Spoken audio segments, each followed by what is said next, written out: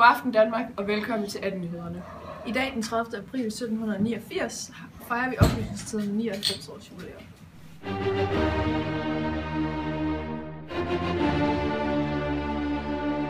Programmet i dag er rigtig spændende. Vi lægger ud med Montesquieus nye forslag om en tredeling af magten. Derefter går vi straks videre til forskernes nye undersøgelse, der viser en helt ny måde at tænke på. Og de seneste par dage, der har Christian den 7. gjort sig rigtig upopulær. Hvad der har gjort ham så upopulær, det vender vi tilbage til. Til sidst ser vi på oplysningstiden og ser på, hvilke spor den har sat i historien. Og hvad er der på programmet i kunsten i dag? Ja, tak. I dag hylder vi også Ludvig Holbergs roman Niels Klims underjordiske rejse, som efterhånden har opnået stor succes i Danmark. Derudover har vi i kunsten oplevet en kæmpe katastrofe. Flere malerier er blevet stjålet på Nationalmuseet i København. Men Mozart og Beethoven spiller deres første koncert sammen her til sommer, og deres nye single udkommer på mandag.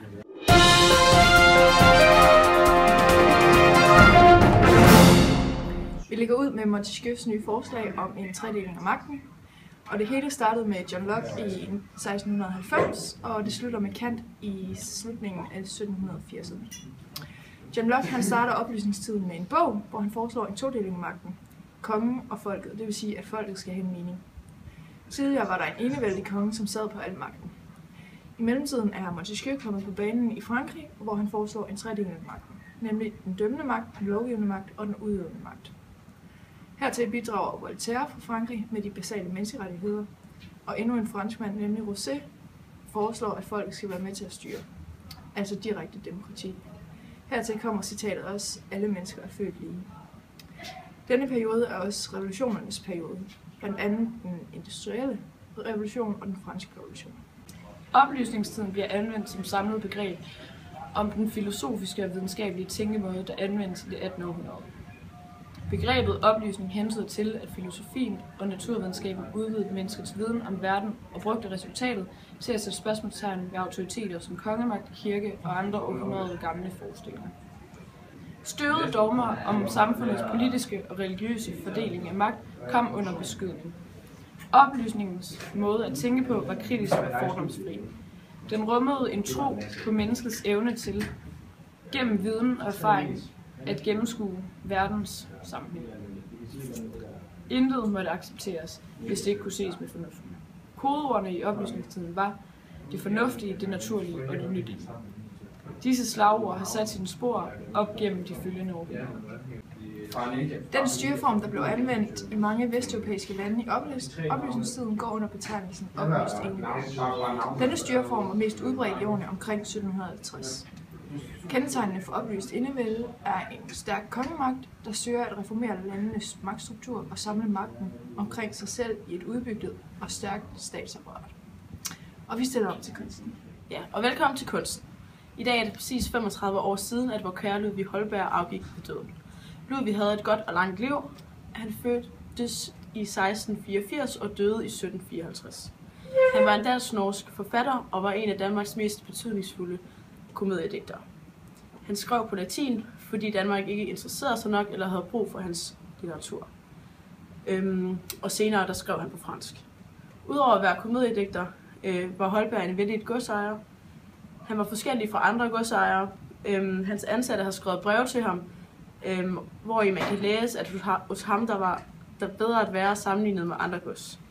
Holberg står i dag i overvejende grad som den første og største dramatiker i dansk-norsk litteratur. Han skrev i alt 33 komedier, og de blev skrevet på cirka 5 år. Og hans komedier er blevet en stor succes. Nogle af de ældste og mest berømte komedier er Den politiske kantstøber, Jeppe på bjerget, Jean de France, Jacob von Tycho og Erasmus Montanus. I hans skuespil, der gør han grin med borgerskabet selv, så når borgerne de var til forestilling, så de egentlig sig selv ned på scenen, imens der ligesom gjorde grin af dem. Og alligevel der grinede borgerne. Men til sidst der blev det nok for kongen, og kongen han lukkede teatret. En af Ludvig Holbergs mest populære romaner er Niels Klims underjordiske rejse, og den er endelig blevet oversat til dansk og nu at finde på de danske biblioteker.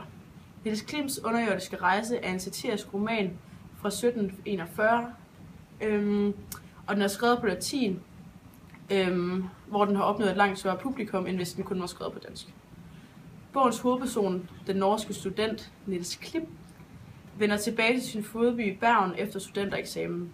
Og på en udflugt lidt uden for byen falder han ned i et dybt hul i klippen og lander på en planet i jordens indre kaldet Nasur. Her møder han forskellige besynderlige samfund. De beskrives satirisk af Ludvig Holberg, der udstraffet kan gøre nar af sin samtid. Ludvig Holberg ønsker sig et bedre samfund, end der dengang er, og det kommer han til udtryk i den her roman. I dag har der været indbrud på Nationalmuseet i København. Flere malerier er blevet stjålet, og her på skærmen vises de stjålne malerier. Som I kan se, har kunstnerne malet historiske motiver og vil rigtig gerne male virkeligheden, som den nu engang er i dag.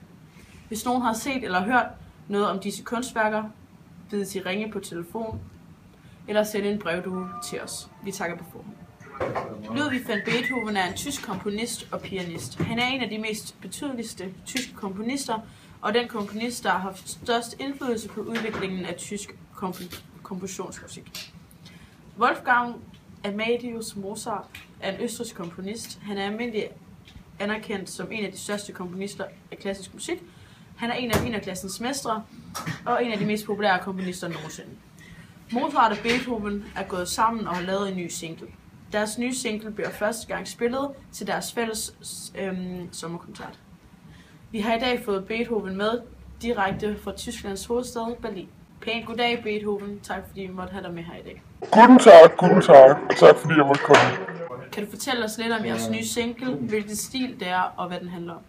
Vi har lavet en remix, a.k.a. en lidt disco-version af den gamle symfoni, The Fifth Symphony. Den bliver lidt mere dramatisk, og der er lidt mere gang i den i forhold til den oprindelige version. Så den kan bruges på klubberne. Glæder du dig til sommerkoncerten sammen med Mozart? Jeg har hørt, at I har fuldt hus, og billetterne er blevet revet væk. Ja, jeg glæder mig rigtig meget. Mozart er jo ved at være en ældre mand, så jeg er rigtig glad over at få lov til at spille med ham.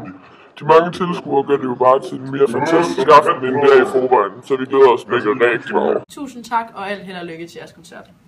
Tusind tak, auf Wiedersehen.